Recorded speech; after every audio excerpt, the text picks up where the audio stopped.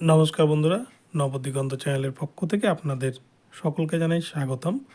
তো বন্ধুরা, এই মুহূর্তে আমি স্কুল সার্ভিস কমিশনের একটি বিশেষ গুরুত্বপূর্ণ আপডেট নিয়ে আপনাদের সাথে চলে এসেছি সেই আপডেটটি শেয়ার করতে। আইনজীবী Firdous Shamim SLST waiting list চাকরি প্রার্থীদের নিয়োগের ব্যাপারে কি মন্তব্য করলেন সেটি এই মুহূর্তে আপনাদের সাথে আমি জানাবো।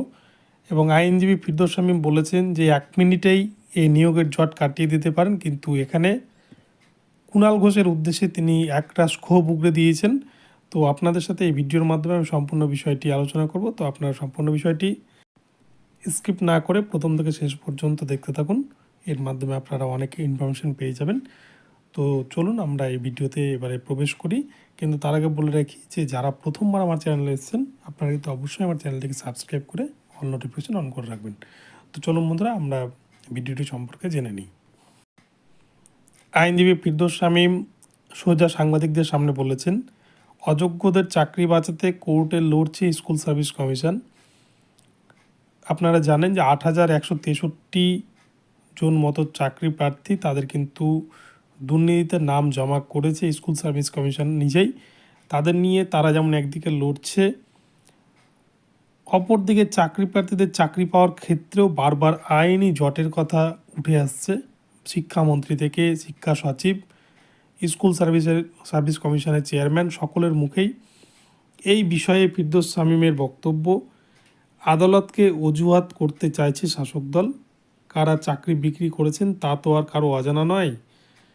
তিনি এছাড়াও কুণাল ঘোষকে জবাব দিয়ে বলেছেন, যারা যোগ্য তাদের চাকরি পেতে মামলা করতে হচ্ছে কেন?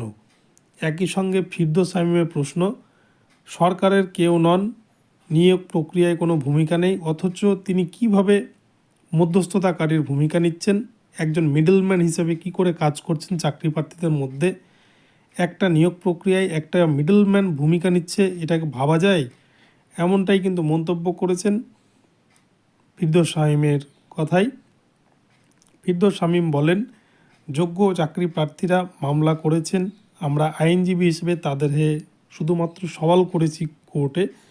কোনো আইনজীবী মামলাকারী নন, বরং বলুন কেন এরা আদালতে আসছে মামলা করতে? এদের তো আদালতে আসার কোনো দরকারই পড়ে না। যদি তারা ন্যায্য বিচার পেয়ে যায়, যদি তারা মেধা অনুযায়ী চাকরি পায়, তাহলে তাদের কাউকেই আদালতে আসার প্রয়োজন পড়ে না। যোগ্যদের যদি নিয়োগ দেওয়া হতো তাহলে তো এরা কোনোদিনও আদালতে যেতেও না, ধর্নামঞ্চও বসতো না। এরা বঞ্চিত হয়েছে বলেই এরা আদালতেও এসছে, ধর্নামঞ্চও বসেছে। আর এদের সমস্যা 1 মিনিটেই সমাধান করে দেওয়া সম্ভব যদি অযোগ্য চাকরি প্রার্থীদের চাকরি থেকে বাতিল করে দিয়ে যোগ্যদের মেধা তালিকা অনুযায়ী তাদের র্যাঙ্ক অনুযায়ী চাকরি দিয়ে দেওয়া হয়, তাহলে এই সমস্যা এক তুড়িতেই মিটে যাবে। এমনটাই কিন্তু জানিয়েছেন আইনজীবী ফিরদৌস শামীম। তিনি আরও বলেন, মেধা তালিকা তো আছেই, যতক্ষণ না পর্যন্ত অযোগ্যদের বের করে এই সমস্যার সমাধান করা হচ্ছে ততক্ষণ এই সমস্যার সমাধান হবে না। কিন্তু অপরদিকে সরকার এবং সরকার পক্ষের লোকজন এখনও বলে যাচ্ছেন, একজনেরও চাকরি বাতিল হতে দেব না। যোগ্যদের চাকরি দিতে কোনো চেষ্টাই নেই কমিশনের, বরং অযোগ্য চাকরি প্রাপকদের চাকরি কিভাবে বাঁচাতে হয় সেই জন্য মরিয়া হয়ে উঠেছে স্কুল সার্ভিস কমিশন থেকে সরকার। স্কুল সার্ভিস কমিশনের দায়িত্ব স্বচ্ছতার সাথে নিয়োগ দেওয়া এবং কোনো রকম দুর্নীতি না করে স্বচ্ছভাবে মেধা তালিকা তৈরি করে ছাত্রছাত্রীদের নিয়োগ করা। তারা এসে আদালতে হলফনামা দিয়ে বলছে অতিরিক্ত শূন্য পদ ব্যবহৃত হবে অযোগ্য চাকরি প্রাপকদের চাকরি বাঁচানোর জন্য। এটা স্বপ্নেও কখনো ভাবা যায় না। এমনই কিন্তু মূল্যবান বক্তব্য করেছেন আইনজীবী ফিরদৌস শামীম।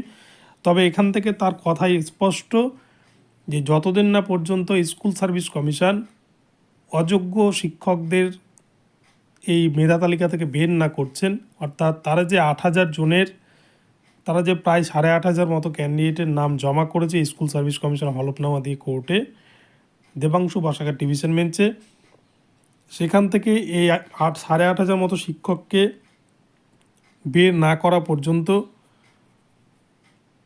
আইনজীবীরা যে মামলাটি লড়ছেন তারা কিন্তু কোনোভাবেই নতুনদেরকে চাকরি পেতে দেবেন না। কেননা তারা চায় না যে অযোগ্যরা চাকরি করুক এবং অযোগ্যদেরকে বের করে দিয়ে সেই সিটে যেন যোগ্যদেরকে নিয়োগ করা হয়, এটাই কিন্তু আইনজীবী মহলের বক্তব্য।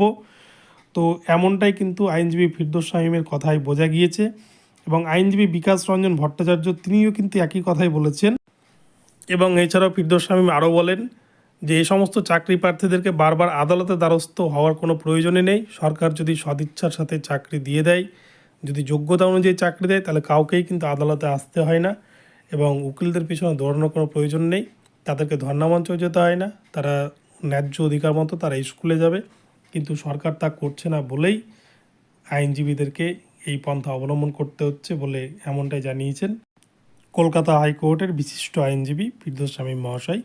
তো বন্ধুরা, এখন এই পর্যন্তই রইল আপডেট। আবার আগামীকাল সকালে নতুন আপডেট নিয়ে আসবো আপনাদের জন্য। তো ভিডিওটি ভালো লাগলে অবশ্যই আমার চ্যানেলটিকে সাবস্ক্রাইব করে আমার ভিডিওতে লাইক শেয়ার কমেন্ট করতে কিন্তু ভুলবেন না। এবং প্রতিনিয়ত নতুন নতুন আপডেট পেতে এবং এই ধরনের ভিডিও পেতে আপনারা অবশ্যই চ্যানেলটিকে সাবস্ক্রাইব করে অল নোটিফিকেশন অন করে রাখবেন এবং আমার ভিডিওতে লাইক শেয়ার কমেন্ট করবেন। ধন্যবাদ।